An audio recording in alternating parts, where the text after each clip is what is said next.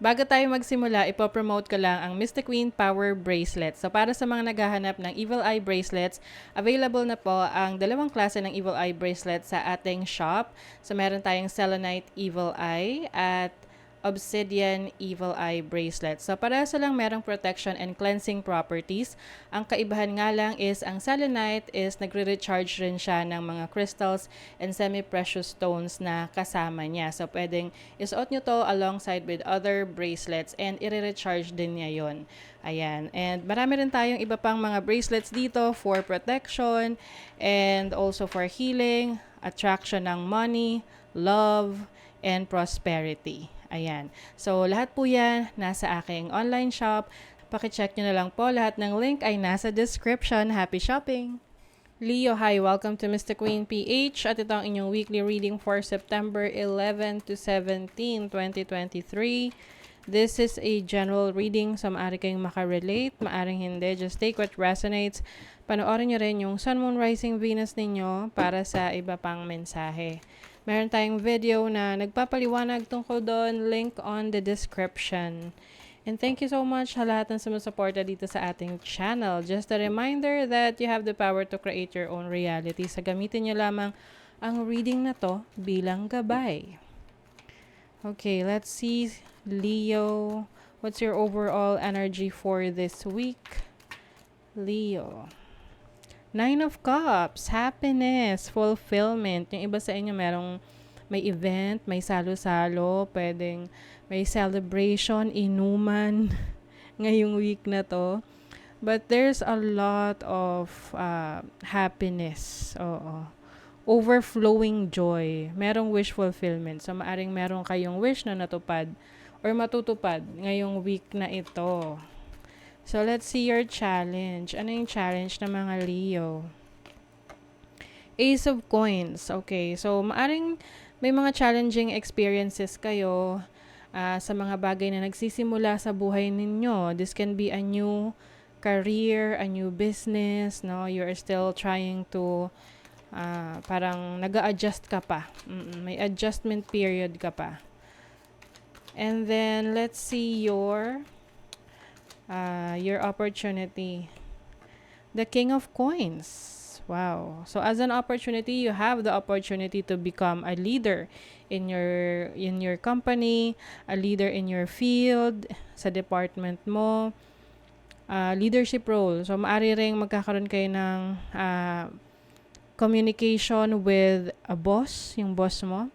And if you are into business, you have the opportunity to grow your business or to be your own boss. Let's see your blessing. Ano yung blessing ng mga Leo?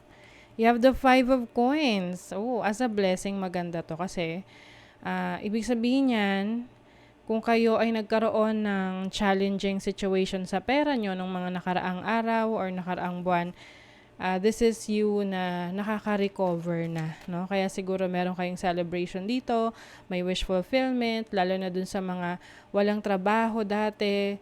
So, ngayon, ang isa sa winish nyo magkaroon ng trabaho or source of income. So, ito na, nagsisimula na. Although, medyo challenging para sa iba sa inyo dahil nandun kayo sa adjustment period. Pero, kayang-kaya nyo. Okay? What is the 9 of Cups? The Hermit. So, I think ngayon, mas pinapahalagahan mo yung blessings na nakukuha mo, yung natatanggap mo. You are more careful in taking care of the blessings na nare-receive mo. And also, maaring ililimit mo rin yung mga tao na lagi mong makakasalamuha or friends mo. Ililimit mo yung mga taong magiging malapit sa'yo. Kumbaga, mas liliit yung circle mo because you want na yung mga totoo lang sa'yo, yung makakasama mo. Mas grateful ka ngayon sa mga blessings. What is the Ace of Coins? 7 of Cups. So, ayun. Kung kayo ay medyo nalilito, no, sa mga ipupursu nyo sa buhay, I think kailangan lang maging sigurado ka talaga sa gusto mo, no? Kung saan ka mas comfortable, or kung hindi man komportable, mas na-challenge ka. Kasi pag mas na-challenge ka sa isang bagay, mas kumbaga yung abilities mo mas nahahasa, 'di ba? What is the King of Coins? The Strength card. So this is your power. Oo. You have the power to become a leader, no? Especially sa business. Boss talaga to, boss energy no? So maaring dito sa bagong career or business na sinisimulan mo, meron kang opportunity na mas mag-grow pa dyan or makakuha ng mas mataas na posisyon in the future. So, pagbutihan mo, diba? What is the 5 of Coins? The 2 of Swords. So, finally, nakapili ka na, nakapag-decide ka na ng mga dapat mong gawin or saan papunta yung career mo or yung business mo. Pwede kasing, nung mga nakaraan, feeling stuck ka. Tapos, ngayon, finally, nakapag-decide ka na and you are really working on it. Kaya, this is your blessing na the moment na nag-decide ka, dun na umandar yung gulong. Hindi ka na stuck. Kasi nakapag-decide ka na. Very excited ka. You have Mercury and Gemini in the 3rd house. So this is about connecting with more people, learning something. So yung iba sa inyo may mga training kayong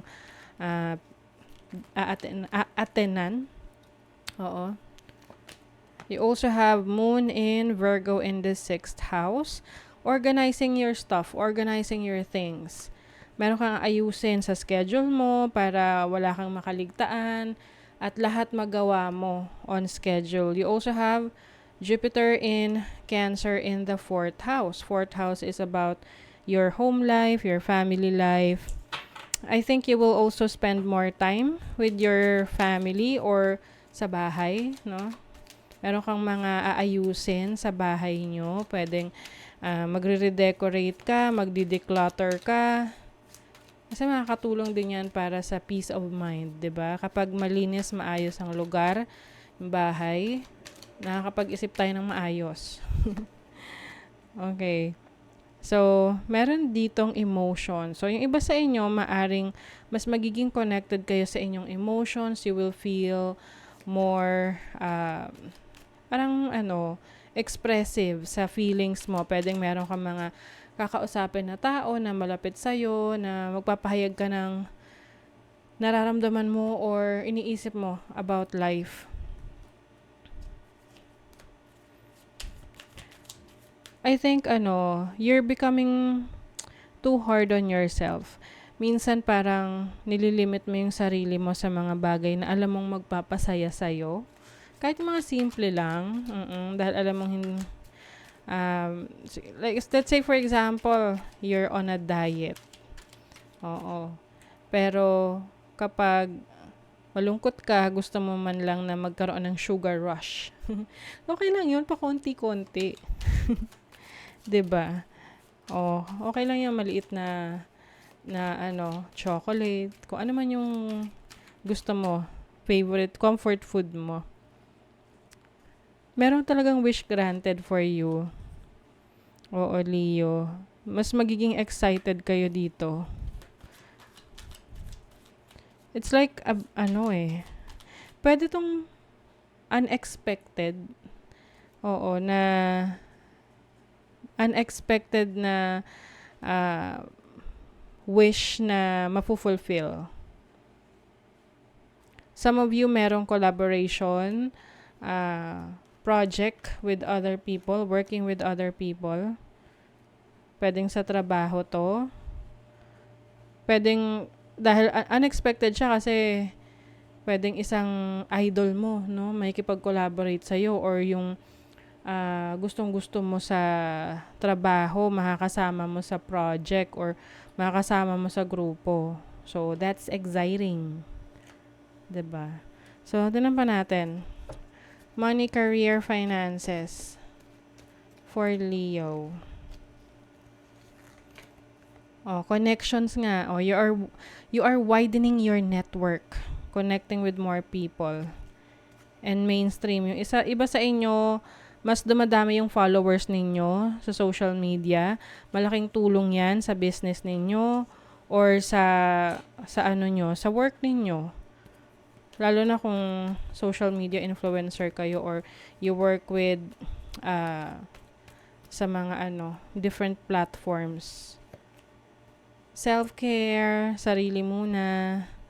Oo, yung iba sa inyo, Leo, lalo na sa mga single, parang message to sa mga single eh.